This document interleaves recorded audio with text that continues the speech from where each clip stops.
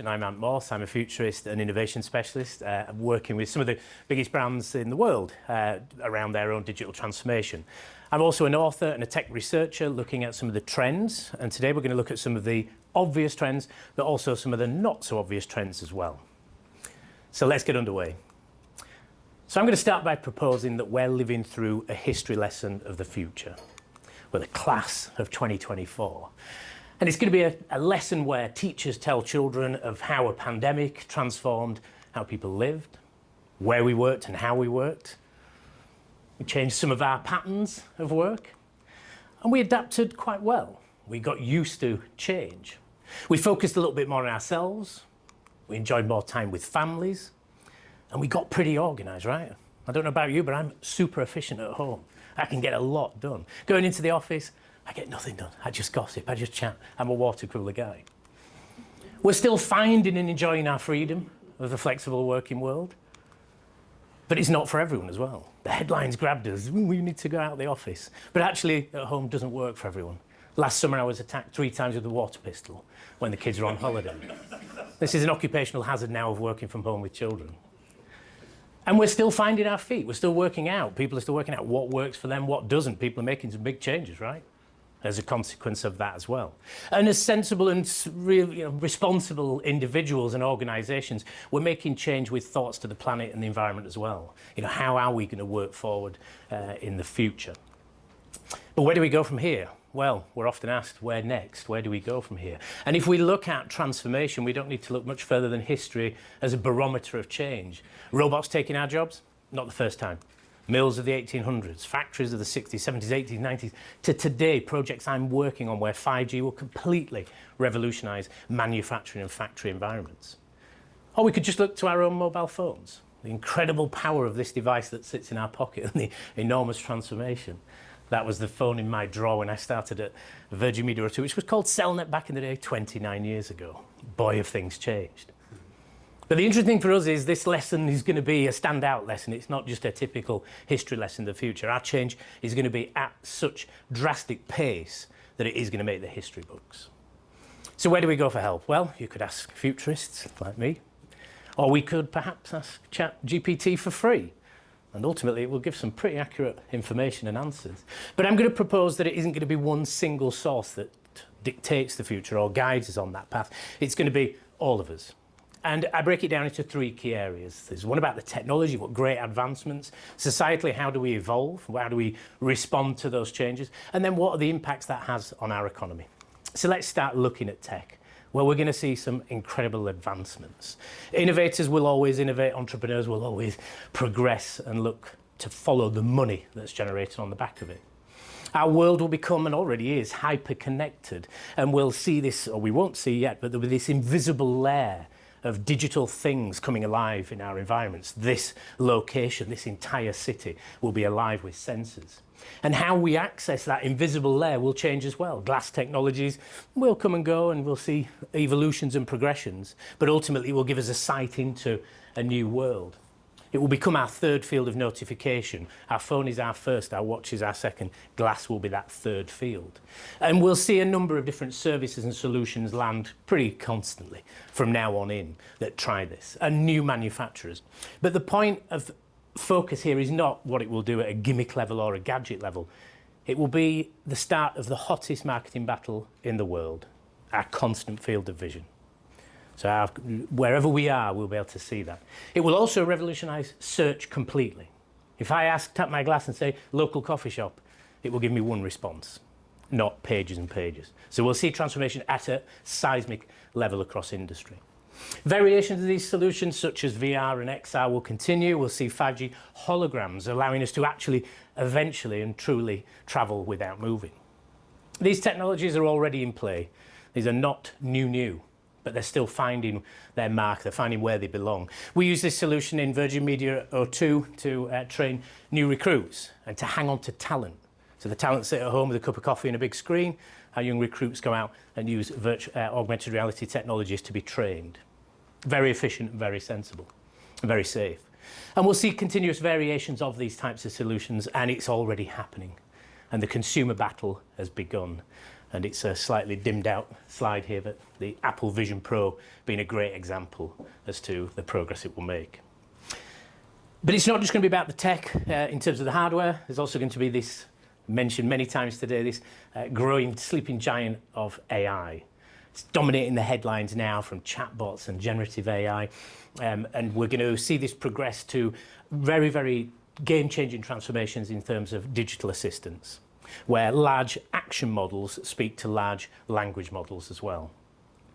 And it will progress really from, as I say, your first field of notification being your phone, your second being your watch, your third being glass, to now audio solution as well. Because I don't necessarily need to be directed to that coffee shop with a vision in my glass. Actually, just tell me 200 yards, turn left is good enough. And if I say read my emails as I'm on my way back to the station now, those technologies are already here. But for me to start interacting and suggesting replies, those solutions will progress. And we're already seeing that from solutions like Microsoft's Copilot and Duet from Google. And many are asking me that question, so does this mean robots are going to take our jobs? It's mentioned at every event that we attend. And sure, as mentioned earlier in the speeches today, there will be a lot of jobs that are taken by AI.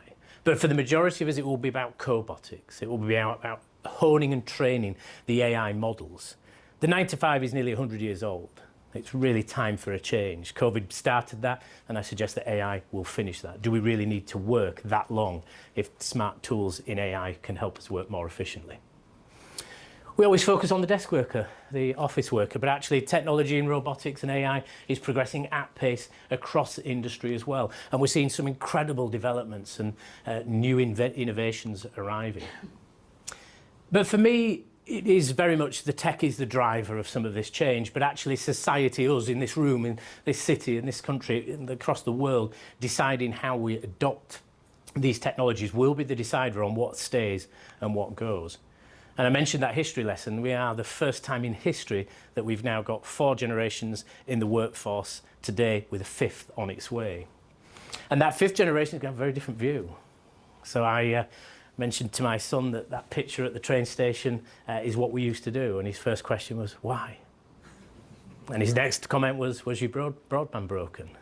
As to why I was travelling to London 2-3 times a week. So this generation is going to be very different. They're born into technology and grown up with technology. But again, it's not about one voice being stronger than the other. It's about respectfully listening to those 4 and soon 5th generations and working out what do we do and how do we get the best model for everyone.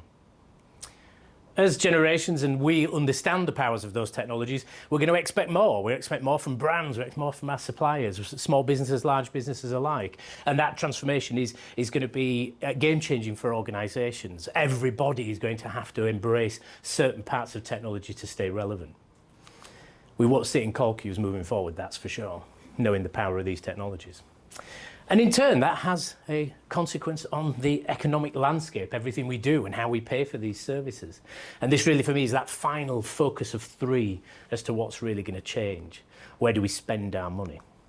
And all we have to do really is look at our bank statements to see this growing trend of the real costs of digital transformation to you and me, from our TV streaming to our doorbell services or the food deliveries that constantly arrive.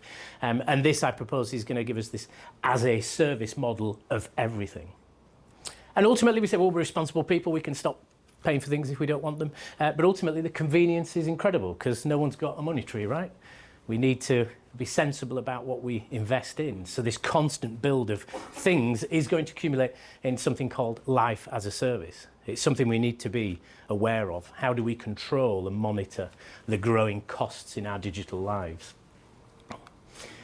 And then the title of the presentation is knowing all that, how do we stay relevant? What do we do to, as a society, as individuals, to evolve? Well, for me, it comes down to 3 areas. I think, first of all, technology has been the vehicle for change. It's kind of the industrial revolution that Dan spoke about. That's got us here.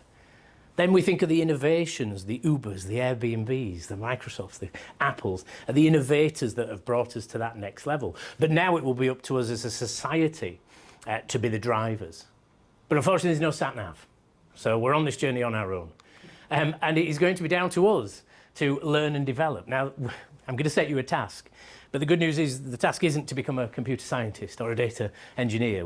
Great if you want to do that, but you don't have to do that. All we have to do is learn enough to evolve, to be relevant.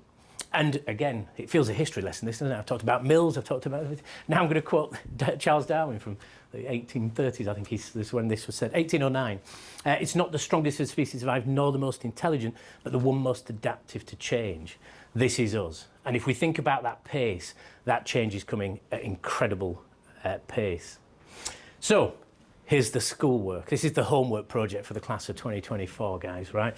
I want you to find 3 30-minute slots in your diaries over the next month.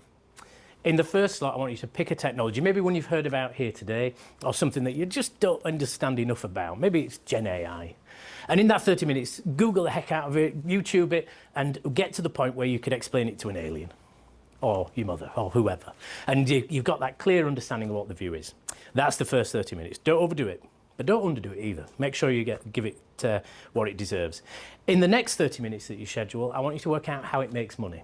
Because the reality is, if it doesn't make money, if you can't see the money, and you aren't the money in terms of advertising, it won't exist. It won't last for long. So if you can't see the money, go back to step 1, pick another topic. If you can see the money, then it might stay around, it might be real. So in that third 30 minutes, I want you to find how it's going to impact your job, or the job you want to go and do, or the career that is in the side hustle, whatever it might be. How will, in my case, how will Gen AI change what I do? Will I be replaced by a robot in a matter of years? Who knows? So we are that class of 2024. And again, we will, without doubt, from my research, be the history lesson of the future, the time in history that stands out in the classroom, along with other epic adventures and journeys. It will be fast, it will hopefully be fun, but I'll leave you with a slight ask, as well as the homework, don't forget the homework, is that we always stay interested, we always stay curious, we continue to constantly evolve, but most of all, stay relevant. Thank you very much.